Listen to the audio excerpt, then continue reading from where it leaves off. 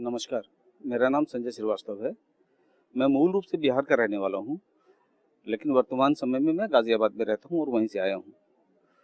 आज से लगभग 15 साल पहले 2008-2009 में मुझे पता चला कि मैं थैलीसीमिया से ग्रसित हूँ, थैलीसीमिया माइनर। और इस परिस्थिति में मेरा हीमोग्लोबिन का लेवल बहुत कम हो जाता था, कभी 6, कभी 4, कभी 5, 7, 8 ऐसे, मतलब हमेशा कम ही रहता था, बहुत कम रहता था। तो उस समय जब मैंने एलोपैथ में ट्रीटमेंट कराया तो मुझे हीमोलाइटिक जॉन्डिस बताया गया और ये हीमोग्लोबिन की कमी जो थी वो हीमोलाइसिस की वजह से बताई गई। बहुत तरह के इलाज किए लेकिन कहीं से कोई समाधान नहीं हो रहा था और हीमोग्लोबिन का लेवल ऊपर नहीं जा रहा था। 1-2 बार ब्लड ट्रांसफ्यूजन करना पड़ा था, लेकिन फिर भी हीमोग्लोबिन टिक नहीं पा रहा था, बहुत दिन तक सर्वाइव नहीं कर पा रहा था। उसी समय 2009 में फरीदाबाद में बाबा जी का कैंप लगा था। मैं बाबा जी के कैंप में गया था, वहाँ से मिला और वहाँ से एक चेतना मिली कि आयुर्वेद और योग के द्वारा हम अपनी बीमारियों को दूर कर सकते हैं, ठीक कर सकते हैं।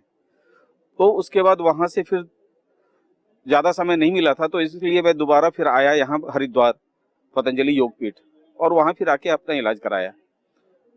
तो उसके बाद यहाँ के इलाज में और बाद में मुझे धीरे-धीरे ये पता चला कि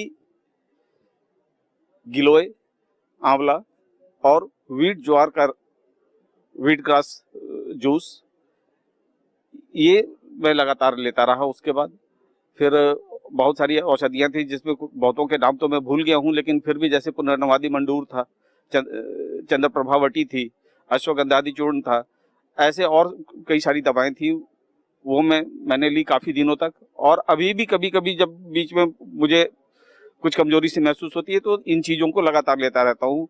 और अब मैं बहुत आभारी हूँ पतंजलि का, स्वामी रामदेव जी का और इस पूरे संस्थान का, पूरे प्रकल्प का, कि आज मैं 12 के लगभग मेरा हीमोग्लोबिन का लेवल रह रहा है और जो कि निहायत ही संतोषप्रद है एक थैलीसीमिया के मरीज के लिए। बहुत बहुत धन्यवाद, बहुत बहुत आभार।